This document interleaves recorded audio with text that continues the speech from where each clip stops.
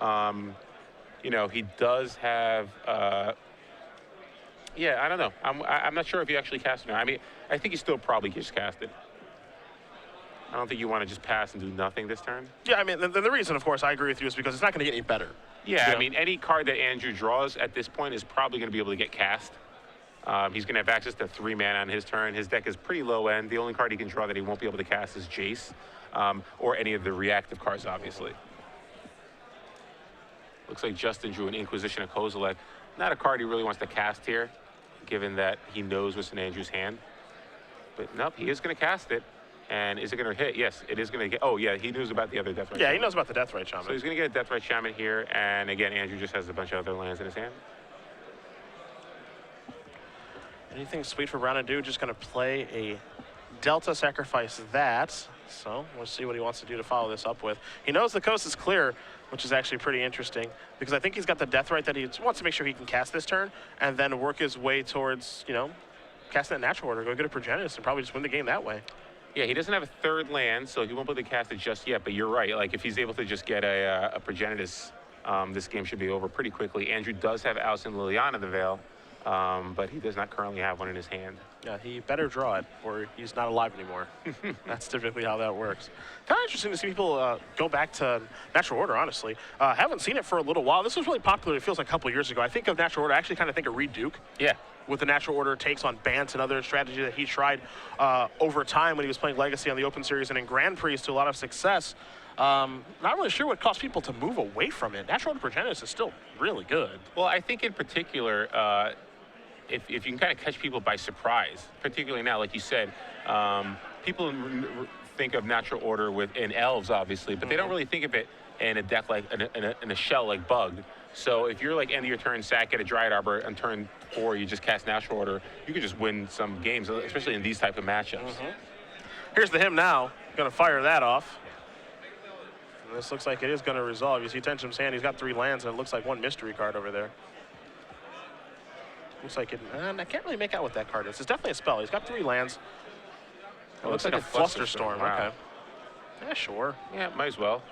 You only have, you're going to lose 1 card instead of 2. Flusterstorm gets a copy for each spell on the stack, so it's effectively forces Justin to pay 2 mana to get that spell to resolve, which he does not have. Yeah, the only thing about that, you see Tenjum pick up a copy of Tree Nemesis, is, you know, by Flusterstorming there, you know, there's a chance that he ends up getting to hold Flusterstorm after the him is done, and then he'd be able to counter a Natural Order. Yeah, but I think there's 4 cards in his hand, so there's 25% chance to hit, and then a 33.5% chance. So I think you're basically a third to get it out of your hand. So I think given those odds, if you get it out of your hand, then you're basically losing 2 cards anyway.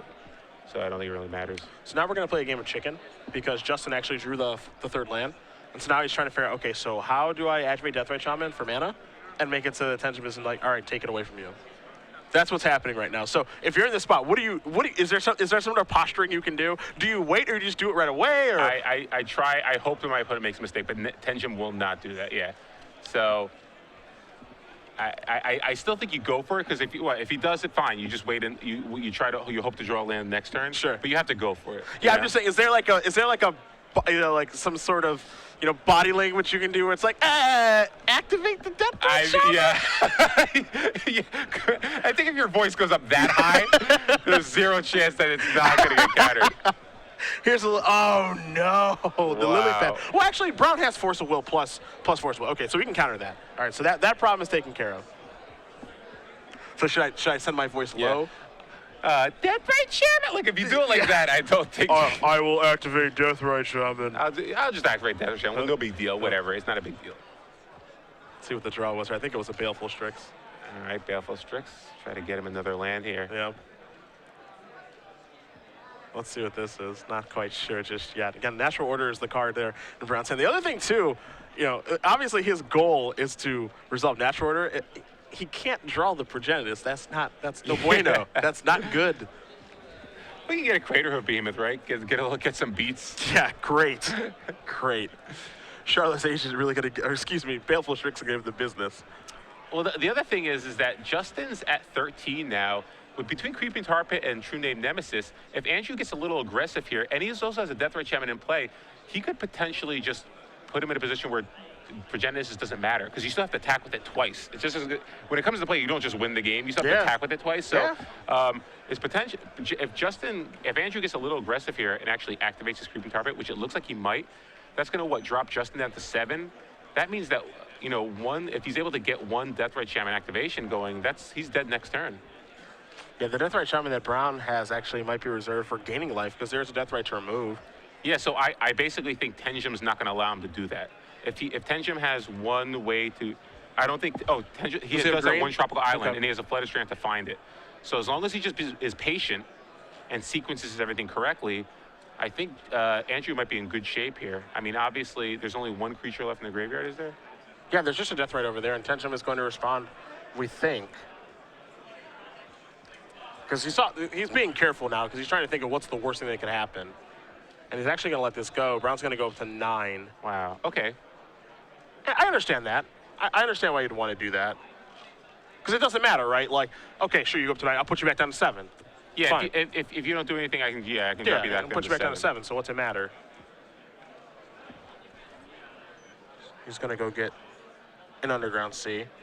And yeah, while Brown is tapped out right now with Deathrite Shaman, Tenjum can remove a Spell Pierce or a Fluster Storm or something like that, and then put him back down to 7. So the fact that Brown gained life really doesn't matter. Yeah.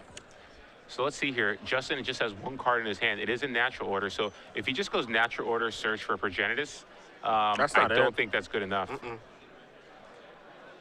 Yeah, Andrew can drop Justin down to 3, and then he'll be dead in the following turn, even though he'll get one hit off Progenitus.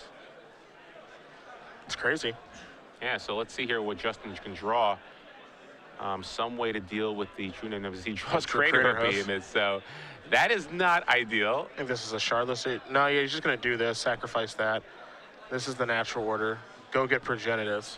Or does he have another target? Is there another bullet that is there? And there's like an Edric. He can just go get that. The thing that he could go grab, and I can't believe I'm actually going to even say this.